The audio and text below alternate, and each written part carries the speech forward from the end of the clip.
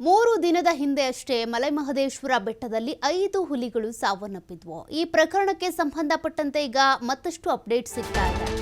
ವಿಷ ಪ್ರಾಶನದಿಂದಲೇ 5 ಹುಲಿಗಳು ದಾರುಣವಾಗಿ ಸಾವನ್ನಪ್ಪಿದ್ವು ಅನ್ನೋದು ಗೊತ್ತಾಗಿದೆ. 3 ದಿನದ ಹಿಂದೆಯೇ 5 ಹುಲಿಗಳು ಸಾವನ್ನಪ್ಪಿದ್ವು. ಇದು ಅಸಹಜ ಸಾವು ಅಂತ ಗೊತ್ತಿತ್ತು, ಆದರೆ ಸಾವಿಗೆ ಏನ್ ಕಾರಣ ಅನ್ನೋದು ಗೊತ್ತಾಗಿರಲಿಲ್ಲ.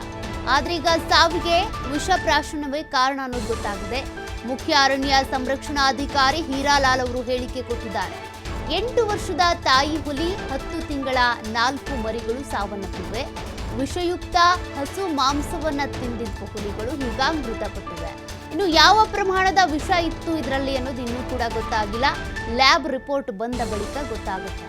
ಹಸುವನ್ನ ಹುಲಿ ಬೇಟೆಯಾಡಿದ ಮೇಲೆ ವಿಷ ಹಾಕಲಾಗಿದೆಯಾ ಅಥವಾ ಮೊದಲೇ ಹಸುವಿಗೆ ವಿಷ ಪ್ರಾಶನ ಮಾಡಲಾಗಿತ್ತಾ, ಇದೆಲ್ಲವೂ ಕೂಡ ಲ್ಯಾಬ್ನಿಂದ ವರದಿ ಬಂದ ಬಳಿಕನೇ ಗೊತ್ತಾಗಬೇಕಿದೆ. ಸದ್ಯ ಇದಕ್ಕೆ ಸಂಬಂಧಪಟ್ಟಂತೆ ಇಷ್ಟು ಮಾಹಿತಿ ಈಗ ಗೊತ್ತಾಗಿದೆ. ಹುಲಿ ಸಾವನ್ನಪ್ಪೋದಕ್ಕೆ, ಹುಲಿಯ ಮರಿಗಳು ಸಾವನ್ನಪ್ಪೋದಕ್ಕೆ ಏನು ಕಾರಣ ಅನ್ನೋದು ಮೊದಲು ಗೊತ್ತಿರಲಿಲ್ಲ, ಆದ್ರೆ ಈಗ ವಿಷ ಪ್ರಾಶನವೇ ಕಾರಣ ಅಂತ.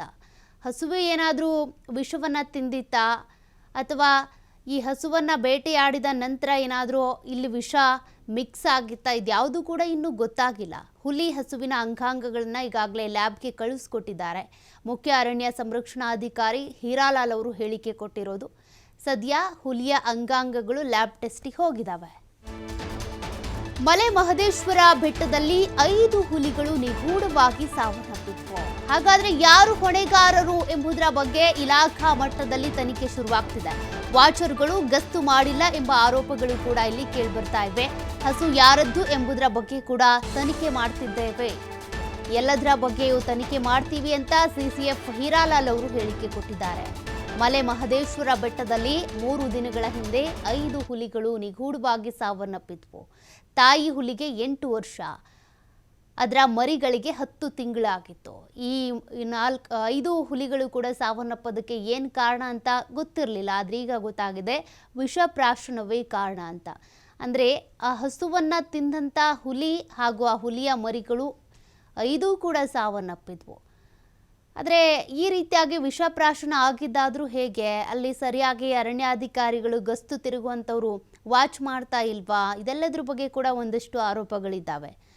ಆ ಹುಲಿ ತಿಂದಂಥ ಹಸುವಿನಲ್ಲಿ ವಿಷ ಬಂದಿದ್ದು ಹೇಗೆ? ವಿಷ ಪ್ರಾಶನ ಆದಂತಹ ಹಸುವನ್ನು ಹುಲಿ ತಿಂದಿತ್ತಾ ಏನು? ಇದೆಲ್ಲದ್ರ ಬಗ್ಗೆ ಕೂಡ ಗೊತ್ತಾಗಬೇಕು ಅಂದರೆ ಈಗಾಗಲೇ ಹಸುವಿನ ಅಂಗಾಂಗಗಳನ್ನು ಲ್ಯಾಬ್ಗೆ ಟೆಸ್ಟಿಂಗ್ಗೆ ಅಂತ ಕಳುಹಿಸ್ಕೊಟ್ಟಿದ್ದಾರೆ. ಆ ಲ್ಯಾಬ್ ರಿಪೋರ್ಟ್ ಬಂದ ಬಳಿಕ ಗೊತ್ತಾಗುತ್ತೆ ಯಾವ ರೀತಿಯ ವಿಷ ಈ ಒಂದು ಹಸುವಿನಲ್ಲಿ ಸೇರಿಕೊಂಡಿತ್ತು ಅಂತ. ಅಕಸ್ಮಾತ್ ಏನಾದರೂ ಹಸುವಿಗೆ ಈ ಸ್ನೇಕ್ ಬೈಟ್ ಆದಂಥ ಸಂದರ್ಭದಲ್ಲೂ ಹೀಗಾಗುತ್ತೆ. ಬಟ್ ಅಷ್ಟು ಕಾಲ ಅದು ಉಳಿದಿತ್ತು ಹಸು ಅಂತ ಅಂದರೆ ಅದಕ್ಕೆ ಯಾರಾದರೂ ವಿಷ ಪ್ರಾಶನ ಮಾಡಿದ್ರ ಏನು? ಸಾಕಷ್ಟು ಅನುಮಾನಗಳಿವೆ. ಏನಾಯಿತು ಅನ್ನೋದು ಇನ್ನೂ ಗೊತ್ತಿಲ್ಲ. ಹಾಗಾಗಿ ಆ ಹಸುವಿನಲ್ಲಿ ವಿಷ ಕಂಡು ಬಂದಿದ್ದು ಹೇಗೆ? ಹುಲಿ ಸಾವನ್ನಪ್ಪೋದಕ್ಕೆ ಏನು ಕಾರಣ? 5 ಹುಲಿಗಳ ಮೃತಪಟ್ಟ ಸ್ಥಳಕ್ಕೆ ಬಂದಂಥ ಡಾಗ್ ಸ್ಕ್ವಾಡ್ ವಿಷ ಪ್ರಾಶನ ಶಂಕೆ ಹಿನ್ನೆಲೆ ಸ್ಥಳದಲ್ಲಿ ಈಗ ಪರಿಶೀಲನೆ ನಡೀತಾ ಇದೆ. ಡಾಗ್ ಸ್ಕ್ವಾಡ್ ಮೂಲಕ ಪರಿಶೀಲನೆ ಮಾಡ್ತಾ ಇರುವಂಥ ಖಾಕಿ ತಂಡ ಹಸು ಮಾಲೀಕನ ಪತ್ತೆಗೂ ಕೂಡ ಪೊಲೀಸರು ಮುಂದಾಗಿದ್ದಾರೆ.